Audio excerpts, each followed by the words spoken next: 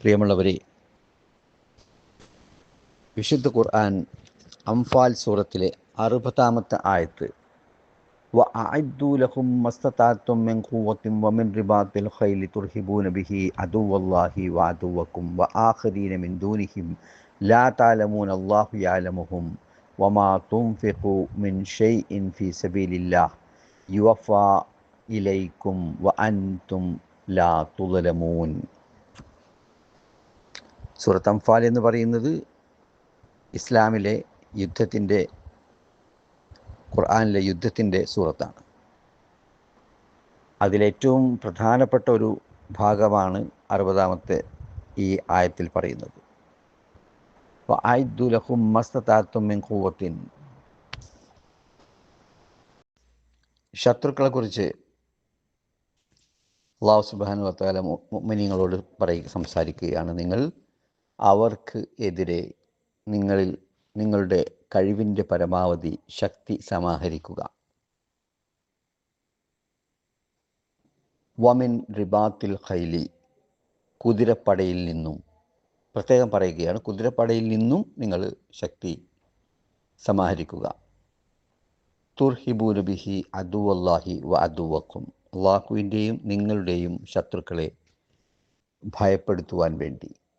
വ ആഖരീന മിൻ ദൂനിഹിം ലാ തഅലമുല്ലാഹു യഅലമുഹും, നിങ്ങൾക്കറിയാത്ത ചില ശത്രുക്കൾ വേറെയുമുണ്ട്, ആ ശത്രുക്കൾക്കെതിരെയും.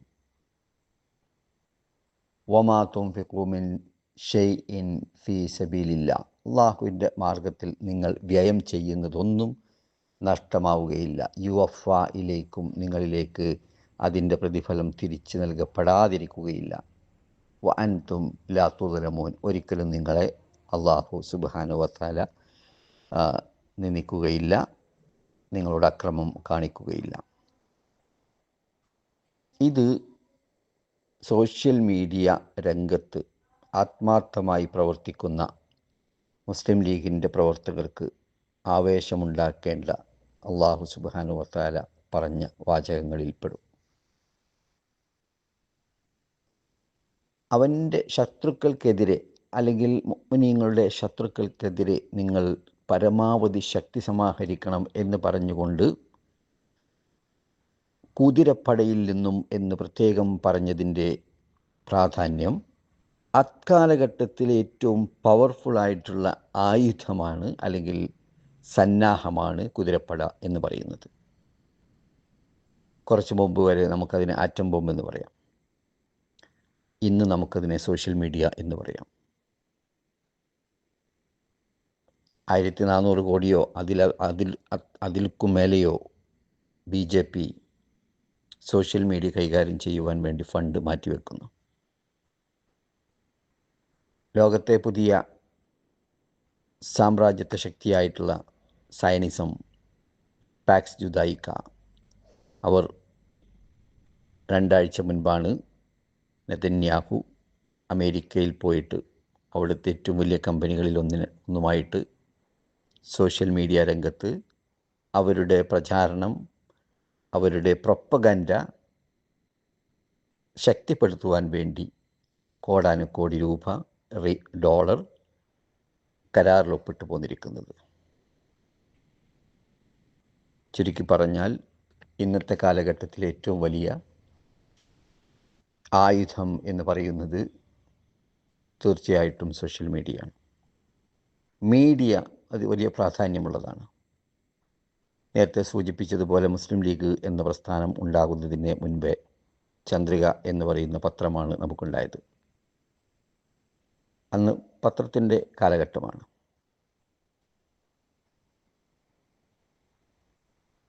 വലിയ വിജയങ്ങൾ മുസ്ലിം ലീഗിന് കൊണ്ടുവന്നു കൊടുത്തിരിക്കുന്നത് ചന്ദ്രിക വഴിയാണ് എന്ന് ചരിത്രം സാക്ഷിയാണ്. മുസ്ലിം ലീഗിൻ്റെ രൂപീകരണത്തെക്കുറിച്ച് പറയുമ്പോൾ നമുക്കറിയാം, 1929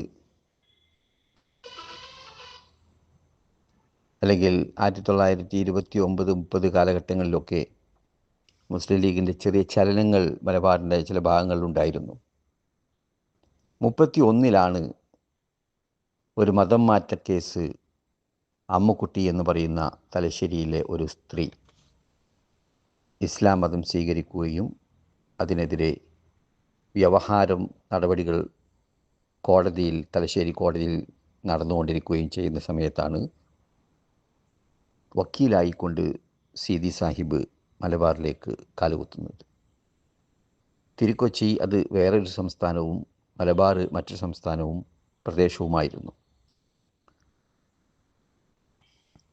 അവിടെയാണ് മുസ്ലിം ക്ലബ്ബ് രൂപീകരിക്കപ്പെടുന്നതും 32 ചന്ദ്രികക്ക് വീജാവാപ്പം കുറിക്കപ്പെടുന്നതുമൊക്കെ. 37 മുസ്ലിം ലീഗ് രൂപീകരിക്കുന്നത്. അപ്പം അതുകൊണ്ട് മാധ്യമം എന്ന് പറയുന്നത്, സോഷ്യൽ മീഡിയ എന്ന് പറയുന്നത് നമ്മളുടേതാവട്ടെ ആരുടേതാവട്ടെ, സുക്കർബർഗിൻ്റെതാണ് എങ്കിൽ പോലും, ജൂതന്മാരുടേതാണ് എങ്കിൽ പോലും, സയനിസത്തിൻ്റെതാണ് എങ്കിൽ പോലും ആ ആയുധത്തെ നമ്മൾ കൃത്യമായി ഉപയോഗപ്പെടുത്തിയേ മതിയാകുകയുള്ളൂ. അതിൻ്റെ ദുർവിനിയോഗം നമ്മൾ വളരെയധികം സൂക്ഷിക്കണം എന്ന് ഇവിടെ സൂചിപ്പിക്കപ്പെട്ട് കഴിഞ്ഞു. മാധ്യമങ്ങളെ കൈപ്പിടിയിൽ ഒതുക്കിക്കൊണ്ട് മുന്നോട്ട് പോകുന്ന ഒരു പ്രസ്ഥാനം തീർച്ചയായിട്ടും അത് കാലാതിവർത്തിയായിട്ട് തന്നെ നിൽക്കും. 80 വർഷമായിട്ട് മുസ്ലിം ലീഗ്, അല്ലെങ്കിൽ 90 വർഷമായിട്ട് മുസ്ലിം ലീഗ് കേരളത്തിൻ്റെ മണ്ണിൽ ഫലം കായ്ക്കുന്ന ഒരു വൃക്ഷമായിട്ട് നിലനിൽക്കുകയാണ്. 1990-91 കാലഘട്ടത്തിൽ പി എ റഷീദ് സാഹിബ് പഴയ മലപ്പുറം ജില്ലാ മുസ്ലിം ലീഗിൻ്റെ ഓഫീസിൽ MSF ക്ലാസ് എടുത്തുകൊണ്ടിരിക്കെ 1945 നവംബർ 1 അഥവാ 80 വർഷങ്ങൾക്ക് മുമ്പ് ജിന്ന സാഹിബ് ഒരു ഡൽഹി മുസ്ലിം ലീഗിൻ്റെ സമ്മേളനത്തിൽ വെച്ച് മുസ്ലിം ലീഗിനെ കുറിച്ച് പറഞ്ഞത് അദ്ദേഹം സ്മരിച്ചു. For men may come and men may go but I go on for ever എന്ന് പറയുന്ന ആൽഫ്രഡ് ടെന്നീസൻ്റെ വാക്കുകൾ സമാനമായിക്കൊണ്ട് men may come, men may go but the league will live for ever എന്ന ചിന്നയുടെ വാക്കുകൾ അദ്ദേഹം ഉദ്ധരിക്കുകയുണ്ടായി. അതിന് ഏറ്റവും പ്രധാനപ്പെട്ട കാരണം നമ്മൾ മുറുകെ പിടിക്കുന്ന ഈ സിസ്റ്റമാണ്. രാഷ്ട്രീയം എന്ന് പറയുന്നത് ഒരു ഫന്നാണ്.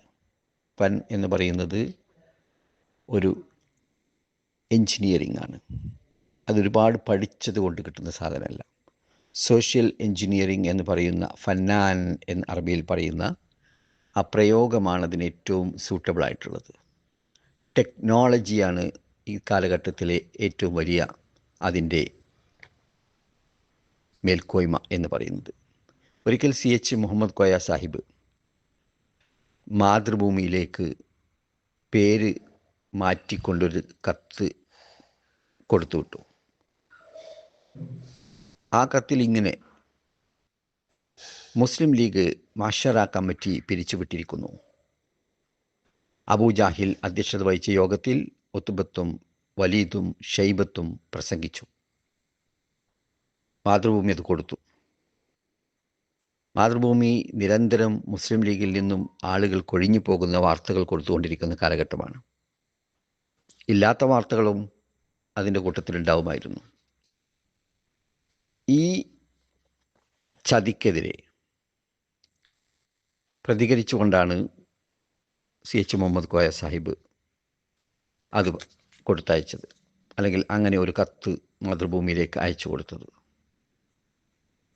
ഞാൻ പറയുമ്പോൾ ട്രോൾ എന്ന് പറയുന്ന ഇന്നത്തെ ഒരു ടൂളിൻ്റെ ക്ലാസിക് ഉദാഹരണമാണ് CH മുഹമ്മദ് കോയ സാഹിബ് കാണിച്ചത്. നാം നേരിടുന്ന ശത്രുക്കൾ അവർ ചെറുതല്ല. ഇന്ത്യ രാജ്യം ഭരിച്ചുകൊണ്ടിരിക്കുന്ന 100 വർഷം മുൻപ് പഴക്കമുള്ള RSS എന്ന് പറയുന്ന പ്രസ്ഥാനമാണ് നമ്മുടെ ഏറ്റവും വലിയ ശത്രു.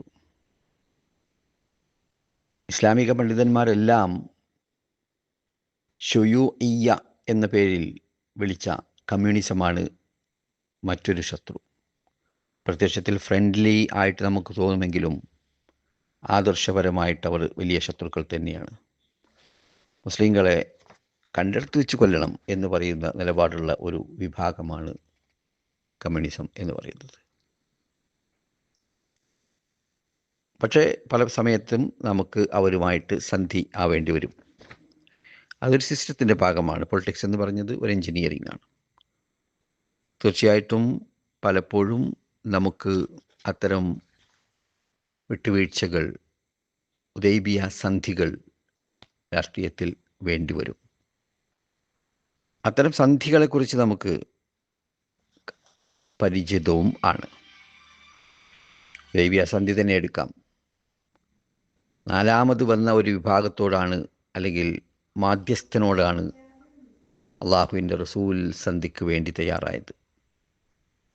അതുവരെ വന്ന ആളുകളെ മടക്കി അയക്കുകയാണ് ചെയ്തത്. അംർ ബിൻ സുഹൈൽ വന്നപ്പോൾ നബി സല്ലല്ലാഹു അലൈഹി വസല്ലം പറഞ്ഞു, ഇപ്പോൾ കാര്യം എളുപ്പമാവാൻ പോവുകയാണ് എന്ന്. പൊളിറ്റിക്സ് അങ്ങനെയാണ്. പൊളിറ്റിക്സ് എന്ന് പറയുന്നത് കാലഘട്ടത്തെക്കുറിച്ച് കൃത്യമായി പഠിക്കുന്ന സംവിധാനത്തിൻ്റെ പേരാണ്. ആ സംവിധാനത്തിലാണ് നമ്മൾ സോഷ്യൽ മീഡിയ എന്ന് പറയുന്ന ഇന്ന് ചർച്ച ചെയ്യുന്ന, അല്ലെങ്കിൽ മീഡിയ എന്ന് നമ്മൾ ഇന്ന് ചർച്ച ചെയ്യുന്ന വിഷയം കടന്നു വരുന്നത്.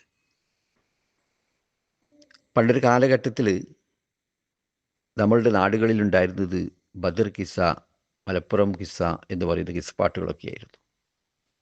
പിന്നീട് മുസ്ലിം ലീഗ് ശക്തമായപ്പോൾ മുസ്ലിം ലീഗിൻ്റെ വേദികളിൽ കിസ്സപ്പാട്ടുകളും കെട്ടുപാട്ടുകളും കടന്നു വന്നു.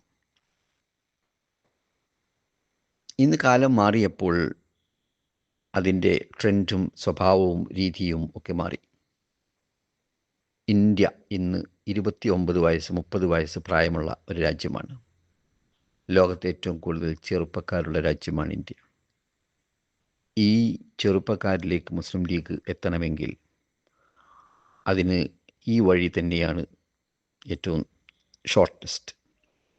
ഗൂഗിൾ മാപ്പ് പരിശോധിക്കുമ്പോൾ ഒരു ലൊക്കേഷനിലേക്ക് നമുക്ക് എത്തുവാൻ വേണ്ടി നമ്മൾ നോക്കുമ്പോൾ ഗൂഗിൾ മാപ്പ് നമുക്കൊരു നിർദ്ദേശം നൽകും. ഇതാണ് ഷോർട്ടസ്റ്റ് വഴി. അതുപോലെയാണ് സാമൂഹിക മാധ്യമം എന്ന് പറയുന്നത് രാഷ്ട്രീയത്തിൽ നമ്മളുടെ ഭാഗധേയം നിർവഹിക്കുവാനുള്ള ഷോർട്ടസ്റ്റ് വഴിയാണ്. ആ വഴിയിൽ പക്ഷേ ഒരുപാട് കല്ലുമുള്ളുകൾ ഉണ്ട്.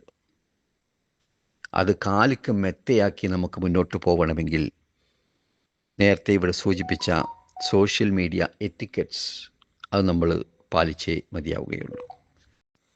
അങ്ങനെ പറയുമ്പോൾ ശ്രദ്ധിക്കേണ്ട ഒരു കാര്യം എന്താണെന്ന് വെച്ചാൽ, കണ്ണിൽ കാണുന്നതെല്ലാം നമ്മൾ മറ്റുള്ളവരുടെ മുമ്പിൽ എത്തിക്കണമെന്ന ദുർവാശി അവസാനിപ്പിക്കണം. ഒരു ദിവസം നമ്മൾ ഫോർവേഡ് ചെയ്യുന്നതും ഒരു ദിവസം നമ്മൾ കാണുന്നതും സമയം ചെലവഴിക്കുന്നതും എന്തിൻ്റെ മുകളിലാണ് എന്നത് കൃത്യമായി പഠിച്ച് മനസ്സിലാക്കിക്കൊണ്ട് അതിനനുസരിച്ച് പ്ലാനുകൾ തയ്യാറാക്കി മുന്നോട്ട് പോവേണ്ട കാലഘട്ടമാണ്. ബഹുമാനപ്പെട്ട സയ്യിദ് മുഈൻ അലി തങ്ങൾ ഇവിടെ സൂചിപ്പിച്ച കാര്യം ഞാൻ അടിവരയിട്ട് പറയുകയാണ്. നമ്മളെങ്ങനെ, എവിടെ, ഏത് മണ്ഡലങ്ങളിൽ, ഏത് പ്രദേശങ്ങളിൽ, ഏത് സംസ്ഥാനങ്ങളിൽ ഇൻറോഡ്സ് നടത്തണമെങ്കിലും പാർട്ടിയെ മുന്നോട്ട് കൊണ്ടുപോകണമെങ്കിലും നമുക്ക് കൃത്യമായ പദ്ധതികൾ ഉണ്ടായിരിക്കണം. ഈ കൂട്ടായ്മകൾ, സോഷ്യൽ മീഡിയ കൂട്ടായ്മകൾ വളരെയധികം ശ്രദ്ധിക്കേണ്ട കാര്യം അത്തരം പ്ലാനുകൾ എങ്ങനെ ആസൂത്രണം ചെയ്യണം എന്നതിനെക്കുറിച്ചാണ്. നമുക്ക് സോഷ്യൽ മീഡിയയിൽ രാവിലെ ഇരുന്ന് എണീറ്റപ്പാടെ ഇരുന്ന് രാത്രി കിടക്കുന്നത് വരേക്ക് നോക്കിക്കഴിഞ്ഞാലും മനോഹരമായി തോന്നും. പക്ഷേ ഒരു കാര്യം ഓർത്തോളൂ, അതിൽ ഒട്ടുമുക്കാലും നമുക്ക് ആവശ്യമില്ലാത്തതായിരിക്കും.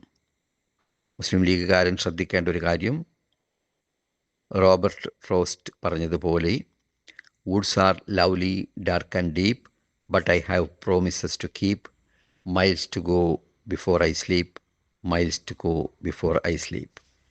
കടമ്പനിട്ട അതിനെ മനോഹരമാക്കി തർജ്ജമ ചെയ്തിട്ടുണ്ട്.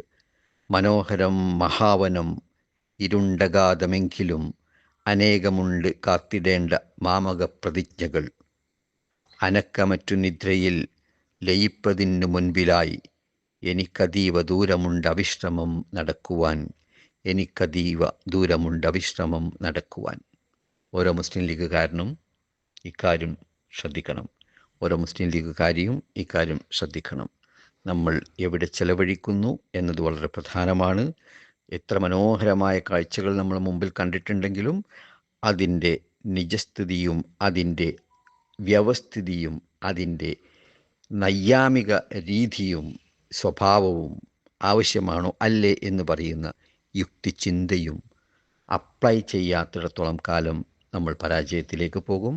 നമ്മൾ മറ്റുള്ളവരുടെ അജണ്ടയുടെ വാലായിത്തീരും. അങ്ങനെ ആവാതിരിക്കട്ടെ, അതിനുവേണ്ടിയായിരിക്കട്ടെ ഇന്നത്തെ ഈ സംവാദം ഉപകരിക്കേണ്ടത് എന്ന് മാത്രം ആശംസിച്ചുകൊണ്ട് ജയ് ഹിന്ദ്.